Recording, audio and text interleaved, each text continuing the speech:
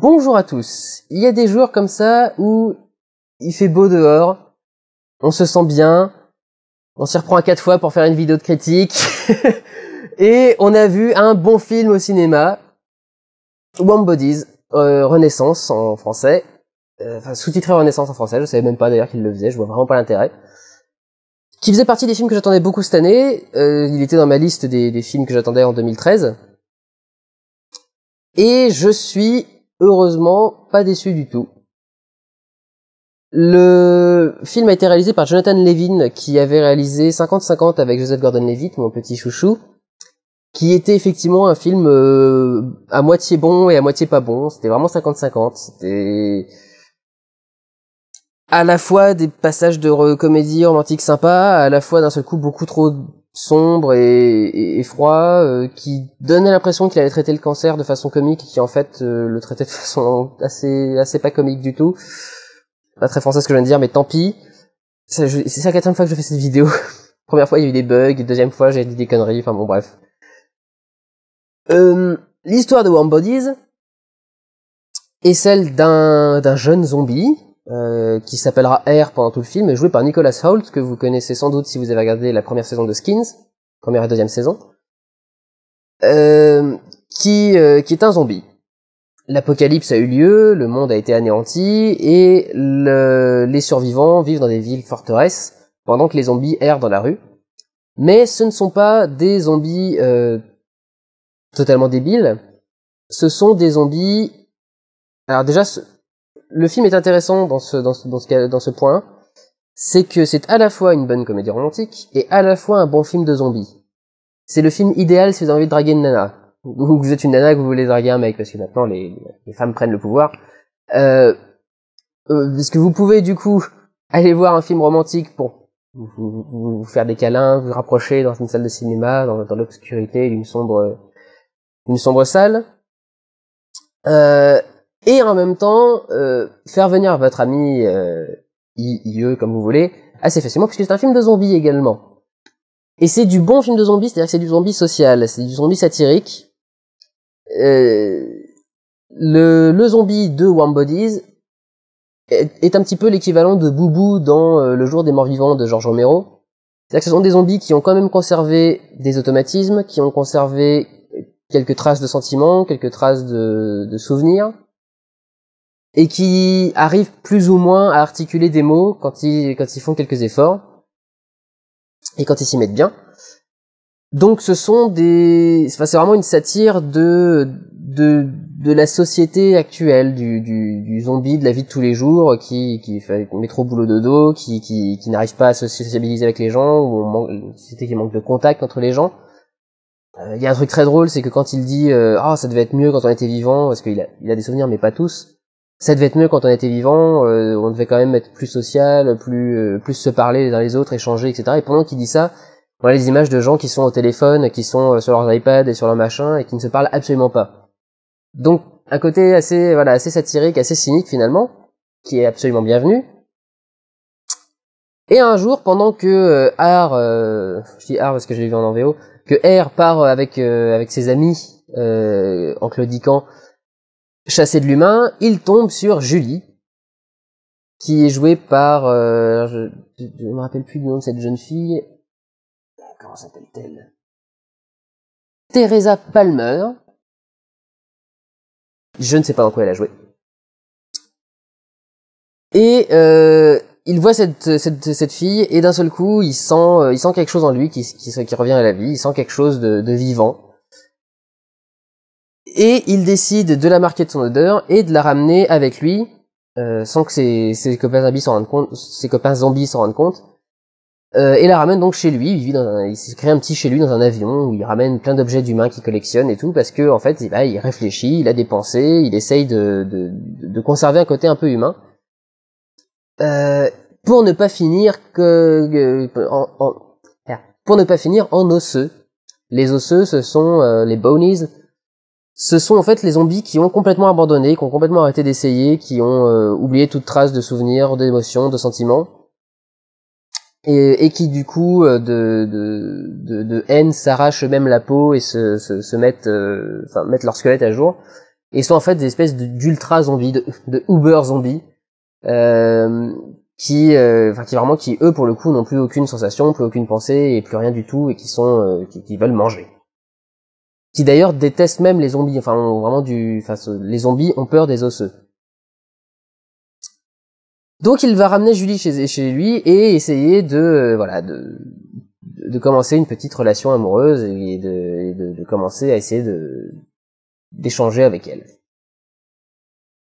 Alors, à mon avis, ça a vraiment été pensé par l'auteur comme un anti-Twilight, et ça se voit dans plusieurs choses, c'est assez évident dans plusieurs points. Un point qui lui est de réalisation, c'est par exemple, dans Twilight, un mec qui vous regarde comme s'il avait envie de vous bouffer, ça vous fait fondre le cœur, soi-disant si on s'appelle Bella Swan. C'est-à-dire que Edward, il est comme ça pendant tout le truc, et elle trouve ça charmant. Lui, du coup, en tant que zombie, il est comme ça, en train de la regarder, et d'un seul coup, il dit « Non, merde, t'as l'air flippant, vas-y, regarde ailleurs, fais autre chose. » Donc c'est l'espèce de mécanique, on vous montre que, non, ça, c'est pas une bonne façon. Quand le film a commencé à sortir, les gens ont dit « Ça va être un espèce de Twilight avec des zombies. » Oui, ce qui veut pas dire que c'est mauvais. Parce qu'en soi, Twilight, c'est pas mauvais. Faire une histoire d'amour entre une humaine et des vampires, déjà, ça c'est déjà fait. Et c'est pas en soi quelque chose de mal. Ce qui est mauvais, c'est quand une écrivaine qui n'a aucun talent s'y attache et fait des personnages détestables avec une histoire d'amour pourrie. Je veux dire, ce qui est mauvais dans Twilight, c'est que les sentiments ne sont pas bons, c'est que la romance n'est pas bonne, c'est que ces personnages sont détestables. C'est ça qui est mauvais là-dedans. Warm Bodies, c'est Twilight si ça avait été écrit par quelqu'un qui a du talent. Donc c'est un bon film, donc c'est bien. Deuxième point du coup qui est un anti-Twilight, c'est que dans Twilight, Bella doit devenir vampire pour que l'histoire d'amour se réalise, donc devient froide, donc devient morte, devient cadavre. Là c'est l'inverse, ce sont les cadavres qui reviennent à la vie et se réchauffent. Vous voyez en quoi c'est une espèce d'anti-Twilight, une espèce d'antithèse de Twilight. Qui donc est vachement bien. Vous allez passer un bon moment dans la salle, vous allez rigoler, moi j'ai rigolé, vous allez avoir des bons moments de comédie, des bons moments de cynisme, des bons moments de films de zombies, un peu réfiques. Voilà, il y a 2-3 micro-scènes d'action, c'est pas du tout un film d'action, hein, mais il y a 2-3 séquences un peu d'action qui sont assez réussies.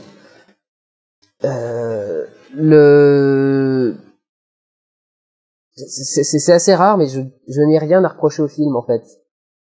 Pour une fois, vous allez dire, mais je n'ai vraiment rien à y reprocher. C'est techniquement très très bon. Il n'y a pas un plan où je me suis dit, tiens, là, le point est pas bon, c'est mauvais, oui, un truc dans le genre. Un moment de montage qui est pas bon, une réaction des personnages qui serait pas raccord avec ce qu'on veut faire à la base. Au niveau de la mise en scène, il y a même des mises en scène très très sympathiques. Je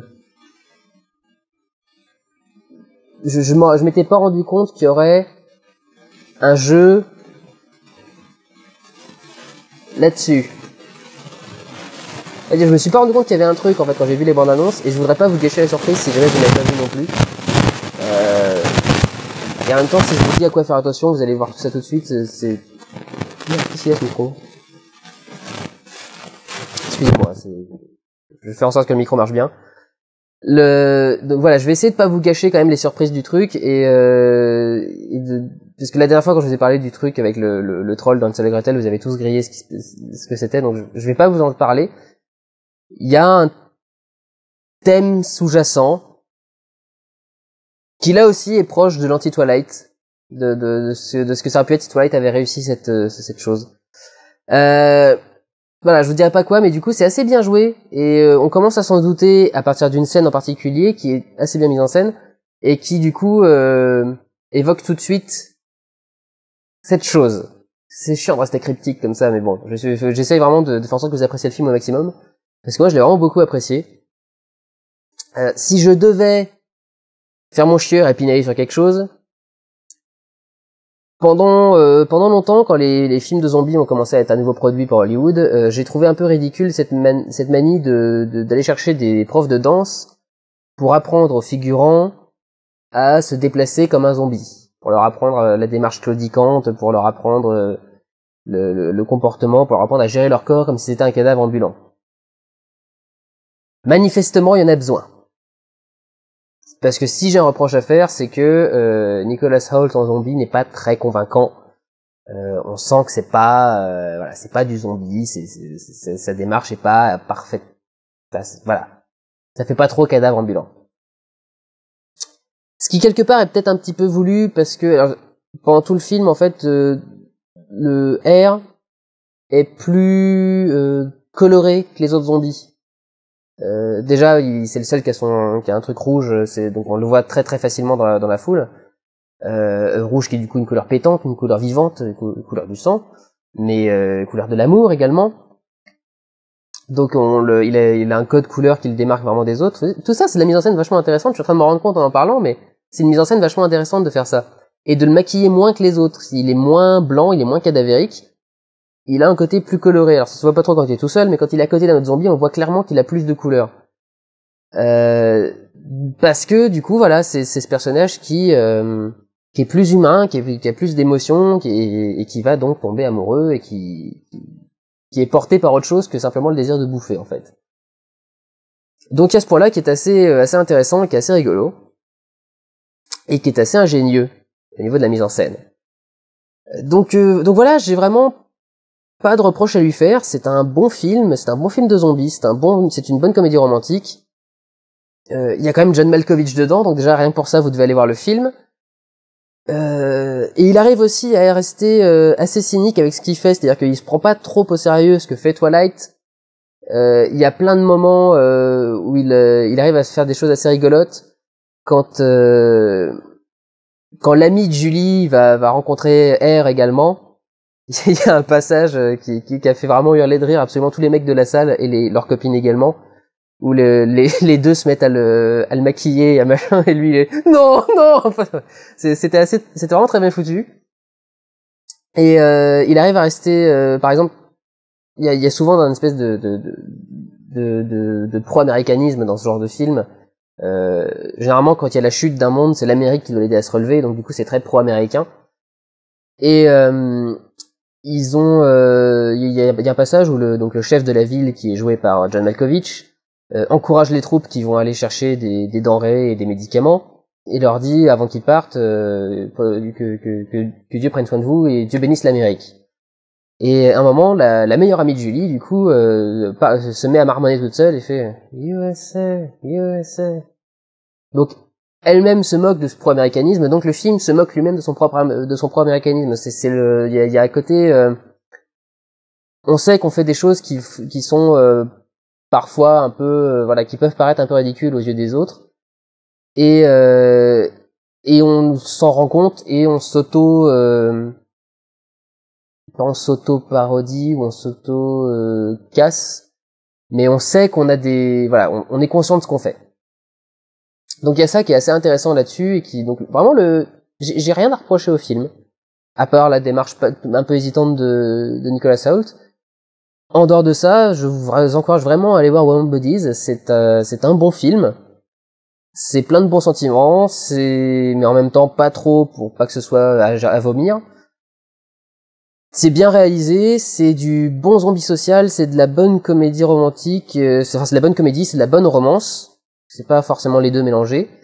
Voilà, enfin vraiment, j'ai pas de reproche. Allez voir Warm Bodies. Ce sera un bien meilleur film qu'Amour de Michael Haneke, mais alors vraiment d'une grande distance, d'une grande marge, et ce sera un film bien agréable, et j'espère le revoir assez rapidement. Voilà. Prenez soin de vous, allez voir des films. Ciao!